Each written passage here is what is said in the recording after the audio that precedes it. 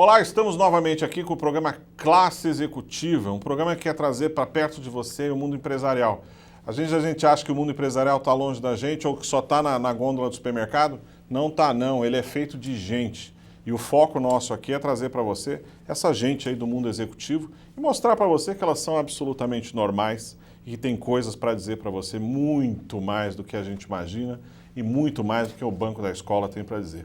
E hoje eu estou aqui com o Mário Tanigawa, que foi presidente do Parque Tecnológico lá de Sorocaba, certo? E hoje é diretor da Inova. Ele vai explicar um pouco para a gente. Tanigawa, muito obrigado por ter vindo aqui. Já é de praxe nesse programa que os entrevistados se apresentem e falem um pouco aí da sua carreira. Então aí a gente vai conversando, tá ok? Bom, a minha carreira é voltada à área industrial. Sim. Né? Sempre trabalhando na área industrial, principalmente voltado a empresas multinacionais japonesas, né? Sim. Comecei numa empresa brasileira, Cobrasma, que era a empresa que fabricava vagões, né? Toda a área de equipamentos ferroviários, petroquímicos. E você tinha quantos anos no seu primeiro emprego, Tanigawa? Eu estava com 26 anos. 26 Quer dizer, anos. O primeiro emprego depois de formado, Isso, né? claro. E depois, durante 2 anos mais ou menos, trabalhando nessa empresa, e um dia a Cobrasma se consorciou com uma empresa japonesa para fornecer equipamentos siderúrgicos aqui no Brasil, porque estava em plena expansão siderúrgica nos anos 70. 70. Certo? Os anos desenvolvimentistas. Exato. E eu fui convidado para trabalhar numa empresa japonesa, Hitachi Zosen, né, que é Hitachi do lado do segmento construção naval, porém Entendi. ela tinha a parte marítima, que era navios, né, fabricação naval, plataformas marítimas e tal, e tinha também a parte terrestre, que vários unidades do complexo siderúrgico, e essa foi a que se consorciou com a Cobrasma. Você é engenheiro? Eu sou engenheiro. Formado em engenharia? Sim. Tá. E iniciei minha carreira na Cobrasma, depois fui para Hitachi Zosen, e lá nós participamos desde o estudo de viabilidade da implantação da empresa, porque era a primeira unidade aqui no Brasil da área naval da Hitachi. Entendi. E montamos a fábrica, etc. Tal. Fiquei durante 13 anos lá e, em seguida, voltei para São Paulo, né? Essa empresa foi montada lá em Vitória do Espírito Santo. Vitória. E depois da crise naval, da indústria naval no Japão, que acabou perdendo o mercado para a Coreia, China, etc. Tal. Aí essa empresa praticamente foi vendida, né? E a Hitachi Zosen voltou para o Japão. Então ela vendeu a unidade e eu voltei para São Paulo. Entendi. E aqui eu continuei trabalhando em empresas multinacionais, na Mitsubishi, empresa de alimentos, né? Do grupo Mitsubishi. Logo em seguida na área de luminárias fluorescentes, que também era empresa brasileira, porém os sócios eram japoneses. Né? E depois fui para Sorocaba em 96. 96. Quando para implantar uma outra fábrica multinacional japonesa, desde o início de estudo de viabilidade até a implantação, e fiquei na Nipro Medical Limitada, que é uma empresa da área médico-hospitalar, né? Equipamentos, produtos médicos. E sempre na área de gestão, Tanigawa? Ou área técnica? Eu me formei engenheiro eletricista, porém, como engenheiro eletricista, talvez tenha atuado no início, quando estava na Cobrasma. Depois, sempre na área de gestão, né? E praticamente, se eu me perguntar se eu sou engenheiro eletricista, eu vou falar, olha, só de formatura, porque De eletricidade mesmo, já não lembro mais nada. Tá certo. E deixa eu te perguntar uma coisa. Com toda essa bagagem que você tem em empresas japonesas, né? Você é nascido no Brasil. Sou, Nascido graças no a Deus, Brasil. brasileiro. O que você sente de mais diferente na gestão brasileira, não é? Que eu acho que tem até uma identidade, né? Sim. Ainda é meio disforme isso, mas tem as suas características. E na gestão de empresas, né, japonesas, né? A gente sempre cita aqui um exemplo clássico, que é o sistema Toyota de produção, né, esse just-in-time, Kanban, tudo isso aí, ou seja, que o impacto cultural é muito grande. A gente sabe que em Sorocaba tem uma Toyota, em Indaiatuba tem uma Toyota, ou seja, tem empresas japonesas. Provavelmente uma grande parcela das pessoas que nos assistem estão sentadas em carros japoneses. Ou seja, qual é a grande diferença que você sente nessas diferentes culturas? Sim, como você bem disse, cultura, né? Exato. Como nós fomos criados também, eu fui criado num sistema de educação japonesa. Sim. Comecei a escola, né, uma escola de língua japonesa, juntamente com a nossa escola aqui, né? E metade do período, né, de manhã na escola brasileira e à tarde na língua você é quase japonesa. um estudo de caso dessa transculturalização. Exato. E, logicamente, como a educação até o início de você inicializar na escola a educação, você vivia num sistema de cultura japonesa. Sim. Né? Principalmente na época, meus pais estavam na lavoura, né? Praticamente eu não falava o português, né? Eu tinha muita dificuldade em falar o português, porque em casa só em japonês, né? Entendi. Praticamente fui aprender o português na escola, né? Então, aí você começa a ter esse conflito de pensamentos, de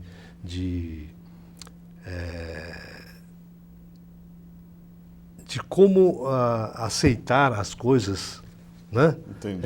No dia a dia. Então você começa a conhecer certas coisas. Então isso começou desde criança, essa diferença, né?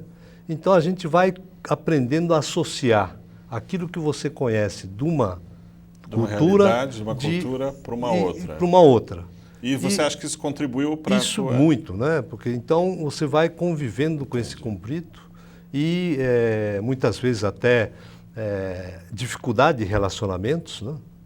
E muitas vezes na nossa época, nos anos 50, 60, nas escolas, praticamente os alunos descendentes japoneses eram um grupo separado, isolado. Sim. Existia até, poderia-se dizer, até uma discriminação. Entendi. Né?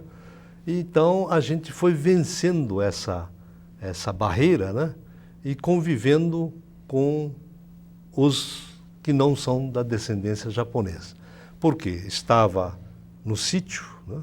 Na lavoura, de repente você sai. Meu pai resolveu mudar para a cidade, deixou a lavoura e começou a atuar na área comercial, só para poder fazer com que ele já não passasse. Ele tinha passado essa experiência, então ele resolveu ir para a cidade exatamente para poder dar facilidade para dar educação aos filhos. Isso acabou criando em você uma forma mais tranquila de gerir essas diferenças. Exato. Então, você começa a conviver com pessoas que você nunca tinha convivido, né, até então.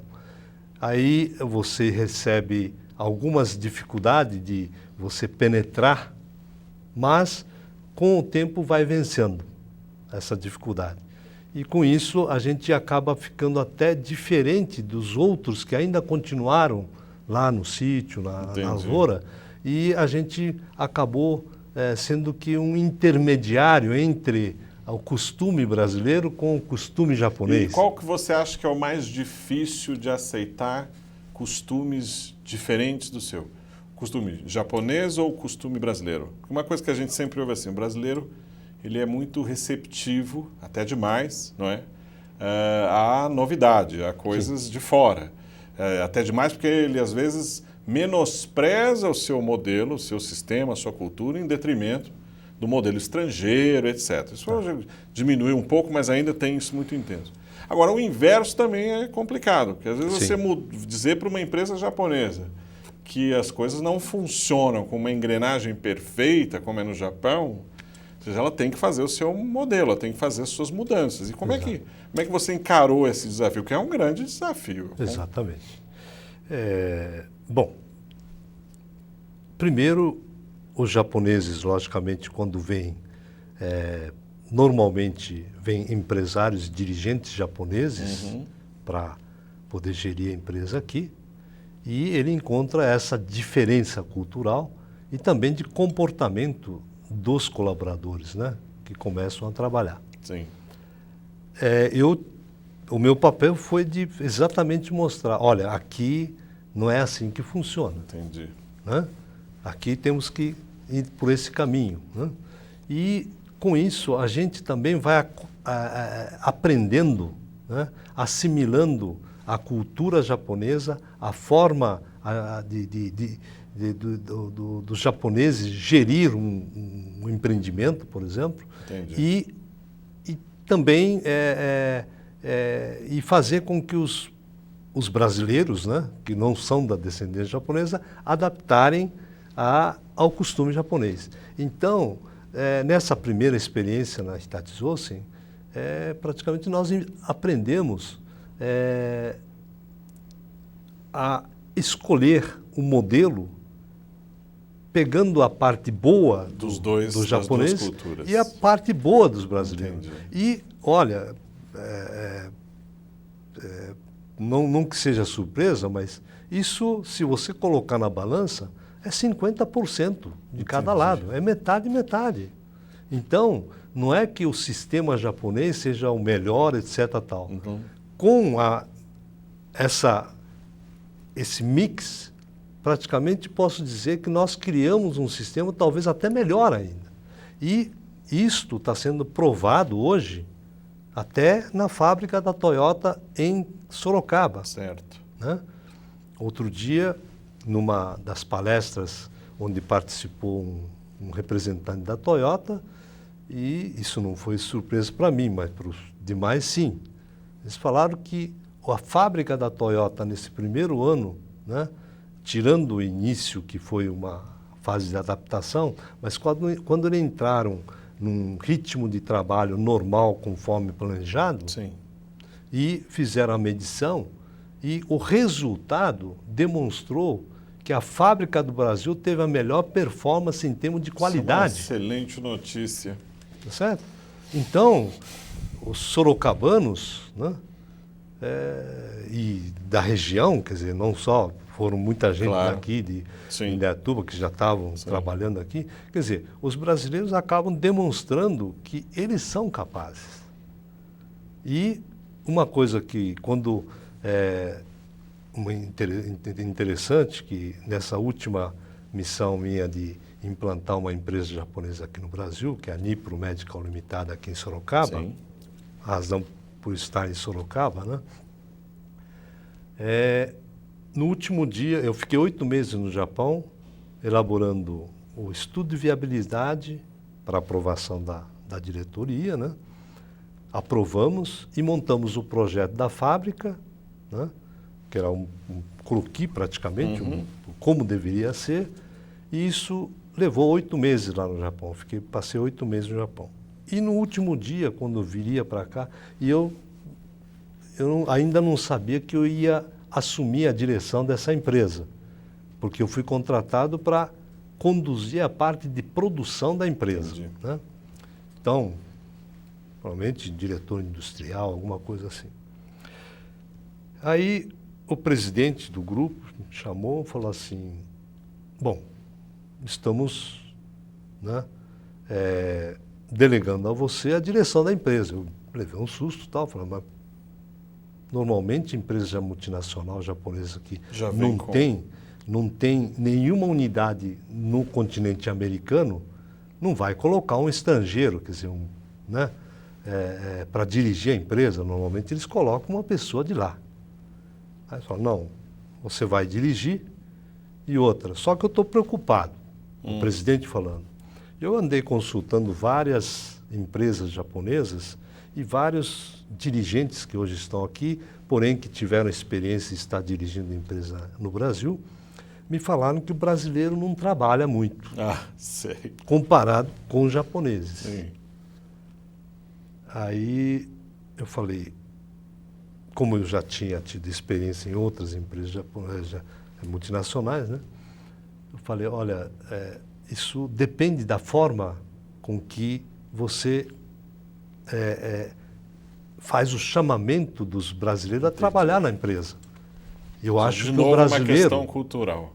Eu acho que o brasileiro, com o ensinamento dos métodos japoneses, né, com esse mix, ele acaba trabalhando mais do que o japonês. Certo. Aí ele ficou assustado. Entendi. Vamos fazer um pequeno intervalo, Tanigawa. A gente volta já já com o programa Classe Executivo para essa conversa fantástica que a gente está tendo aqui sobre Japão, Brasil, e vamos falar um pouco sobre Parque Tecnológico e Inova. Voltamos já.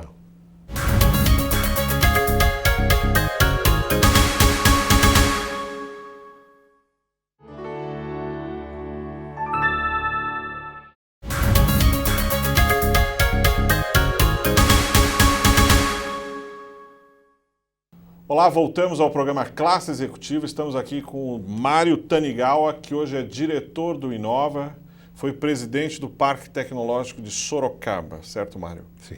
Mário, em 96 você foi para Sorocaba trabalhar em empresa multinacional. Como é que você migrou de empresa para Parque Tecnológico? Vou explicar até um pouco o que é esse Parque Tecnológico, que é um termo que a gente ouve muito aí, não é? Campinas tem o seu, Sorocaba tem o seu. Por que isso é tão importante assim? Bem, eu trabalhei na Nipro Medical Limitada até 2007. Certo. Né? Assumi a presidência e em 2007 houve uma mudança.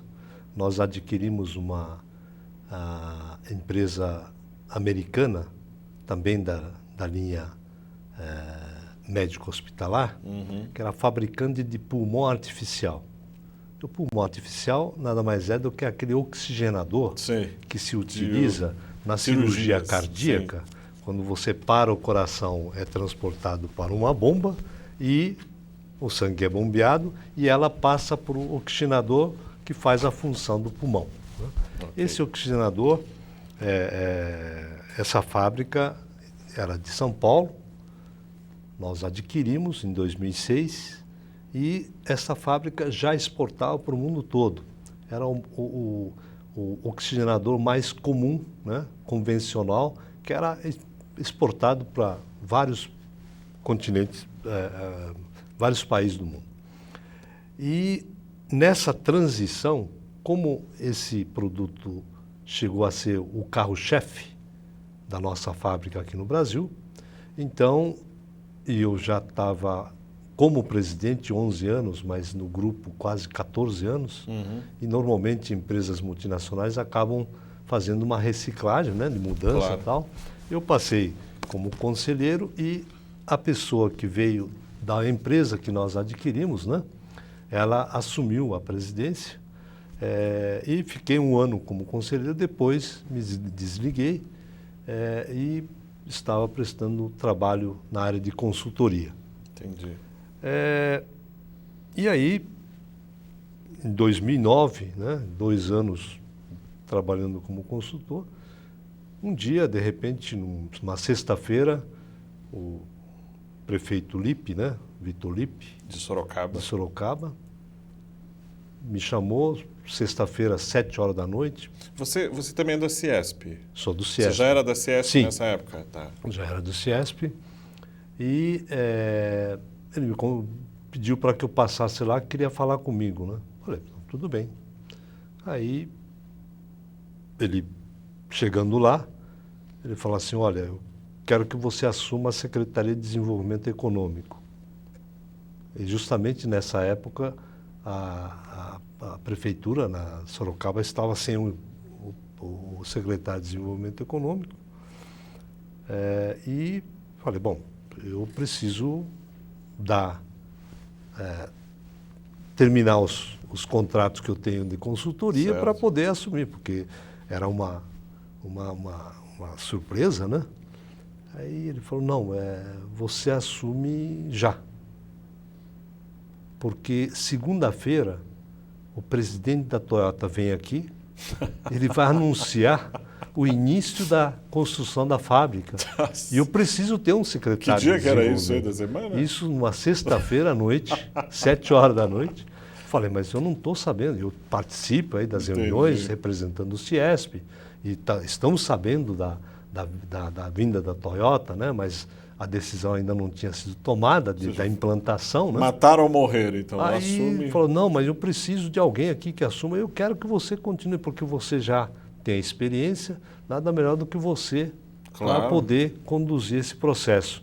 E outra coisa, pelo que eu estou sabendo, eles estão querendo construir em 1 ano e meio e já começar a produzir. E nós não temos nada ainda. O terreno que Toyota comprou, lá não tem nenhuma infraestrutura, né? Nem energia, nada, né? Está à beira da estrada. E aí você foi para a secretaria da sexta para segunda. Segunda-feira eu tive que participar na reunião e o prefeito falou, não, o que eu vou responder, porque eu acompanho e tal, aquilo que eu responder sim é isso aí, nós vamos cumprir, pode deixar. E assim eu acabei entrando na Secretaria de Desenvolvimento Econômico, né? E nessa época eu já tinha pensado em alguma coisa no sentido de nós driblarmos a situação dos produtos importados que já estavam invadindo o Brasil. Entendi. O Ciesp já tinha feito uma pesquisa em 2008, a Fierj, inclusive, participou, né? Fiesp e Fierj. Sim, Fierj é do Rio, né? Do Rio de Janeiro. E essa pesquisa mostrava que dos produtos importados, né, há 70 anos mais ou menos atrás, nós consumíamos em torno de 5% de tudo aquilo que a gente consumia era importado. Alguma coisa tinha de importar, matéria-prima, ou equipamentos, ou alguma coisa importada. E em 2008 chegamos a um patamar de 25% daquilo que a gente consumia, aquilo que a gente comprava era produto importado. E eu estava, na época, inclusive sentindo essa dificuldade já desde os anos 2000, quando foi aberto, né, todo o mercado e tal. Demorou um pouco para começar a chegar os produtos importados, quando o Collor abriu o mercado, tá certo? Mas em 2000 já estavam, tudo aquilo que eu produzia e comercializava, de repente tinha um produto importado da Coreia, da China, etc., abaixo do custo de produção nosso. Entendi. Aí nós falamos, bom, alguma coisa tem que ser feita, né? O nosso custo Brasil está muito caro. Então temos que fazer alguma coisa. Mas esperar do governo ou alguma coisa política em termos de melhorar essa parte, você já estava na secretaria nesse momento? Não. Isso é antes? Isso antes, né? Em 2006. Tá. Né? Quando estava na Nipro ainda. Aí, então nós pedimos lá, através do Ciesp, o prefeito falou, alguma coisa nós temos que fazer. Entendi. E o prefeito também começou a sentir que a arrecadação do município começou a cair. Claro. E Sorocaba, na crescente, de repente, começou a sofrer alguma dificuldade. Sinal amarelo. Então tínhamos que fazer alguma coisa. O prefeito, naquela época, ele conheceu a China e viu o sistema da China. Ele falou, poxa vida, nós temos que fazer o poder público precisa fazer alguma coisa para que as indústrias brasileiras tenham condições de continuar sobrevivendo. Porque já estava inicializado o processo de desindustrialização aqui no Brasil, né? E aí nós começamos a pensar em alguma coisa e justamente em 2006 o governo do Estado criou um decreto de Sistema Paulista de Parque Tecnológico. Foi lá que nós fomos buscar e o município que tivesse se fosse sede de uma determinada região, poderia pleitear ao Estado a implantação de um parque tecnológico, onde o município seria o responsável, porém o Estado estaria no início, né, para fazer o estudo de implantação, etc. tal, e para a construção do núcleo do parque tecnológico, né, que seria um prédio, a sede do parque, ela teria condições de dar um suporte financeiro. Entendi. E entramos com esse processo e demos continuidade como secretário, né? Acabamos montando esse projeto do Parque Tecnológico e isso foi também um motivo para a atração também da decisão da Toyota, né? Foi um ponto positivo para a implantação da Toyota lá em Sorocaba, porque a Toyota fez pesquisa em 100 municípios, incluindo, né, aqui praticamente não tinham condições de expandir a fábrica aqui em Indaiatuba devido ao problema da limitação. Indaiatuba é a primeira antes da de Sorocaba. Exatamente, claro. Né? Então, só que eles não tinham mais terrenos, espaço para expandir, né? Bom, e o que faz um parque tecnológico, Tanigawa? Qual é, para a gente, para o nosso ouvinte, de uma forma bem didática? Bom, o parque tecnológico, né, criado por um decreto estadual, que praticamente ela dá o suporte inicial para que um município que represente a região monte um parque tecnológico, exatamente para poder desenvolver a área de ciência e tecnologia na região. Entendi. De acordo com a economia que domina essa região. E dentro desse sistema paulista de parque tecnológico, criado pelo Estado, prevê a implantação de, no máximo, 30 parques tecnológicos no Estado. Entendi. E nós somos, no início, né, praticamente, nós somos um dos primeiros a pleitear isso. São José dos Campos foi o primeiro, né, a ser credenciado definitivamente. Nós somos o segundo. Sim. Depois Ribeirão Preto, Santos, e hoje nós temos 6 parques tecnológicos já em funcionamento, outra em fase de final do credenciamento definitivo, porém, e tem mais 12 iniciativas em processo de implantação. Como a crise chegou, está um pouco parado, tal, claro. Mas o objetivo final... Cada parque tecnológico tem uma identidade local? Exatamente. Ou seja, qual é a identidade do Parque Tecnológico de Sorocaba? Quais as áreas? As áreas que foram contempladas o Parque Tecnológico em função do quê? Sorocaba em si e região é fortemente, na área industrial, fortemente metal mecânico. Certo. Devido à existência de várias empresas voltadas à área de autopeças, grandes multinacionais de autopeças instaladas em Sorocaba e região, né?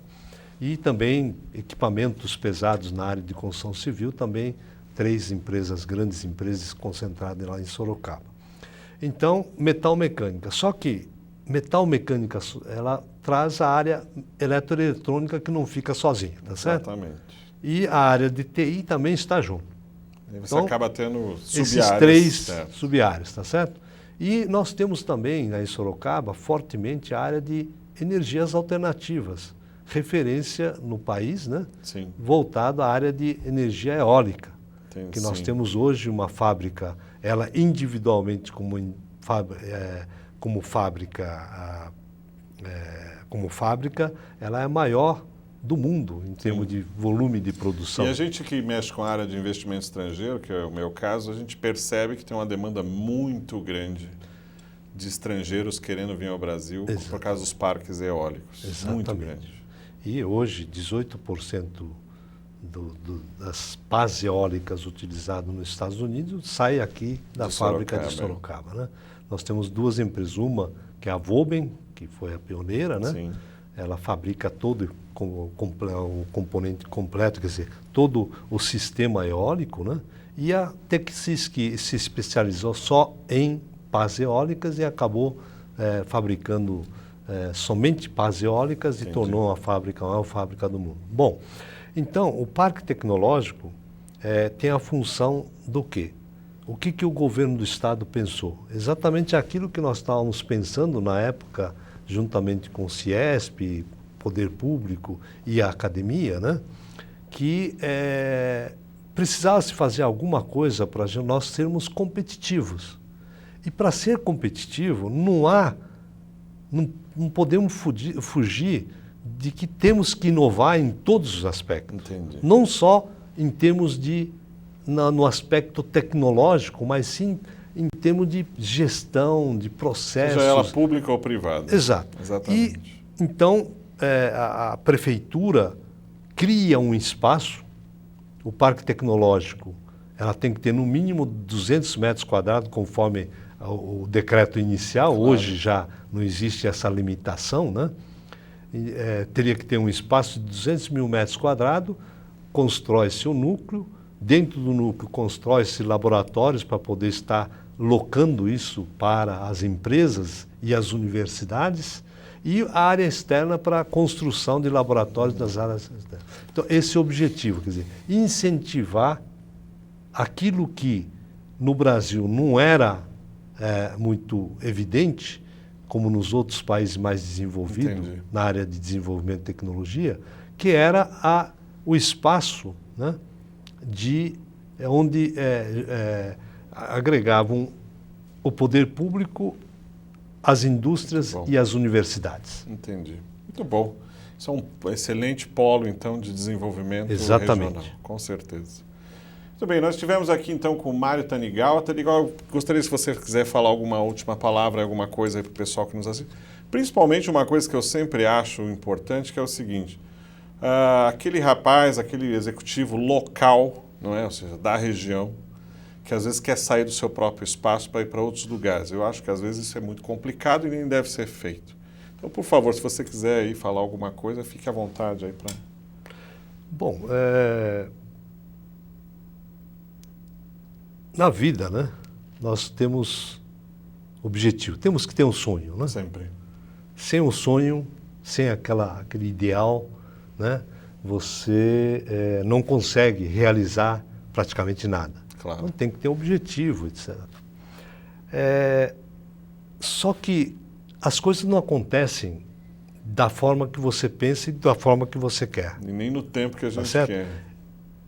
O importante é você escolher alguma coisa que você queira fazer na sua vida, porém, de lá você tentar se adaptar àquele meio e tentar desenvolver, né? Se não está satisfeito com o que você enfrenta dentro de uma organização, seja indústria, comércio, onde você estiver trabalhando, você procurar o meio para você se adaptar a esse meio primeiro. Sim. E depois fazer com que a sua ideia, a sua vontade acabe mudando aquilo dentro do objetivo que você traçou.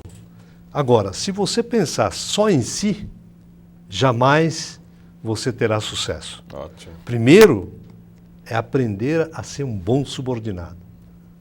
Né? Isso é bom. Isso é depois, você sendo bom subordinado, o que significa ser bom subordinado? Você precisa atender a qualquer tipo de seu superior. O seu superior que seja rígido, que seja maleável, que seja alegre, que seja carrancudo, mas você precisa se adaptar a essas pessoas, tá certo? Tá certíssimo. E quando você percebe, você é escolhido também para ser o comandante. De subordinado você passa numa posição de comando. E um bom comandante só vai ser um bom comandante aquele que for um bom subordinado. Está corretíssimo. Mário, muito obrigado por ter vindo. Agradeço de novo a presença aí de você aí nos assistindo e voltamos no próximo Classe Executiva. Um grande abraço a todos.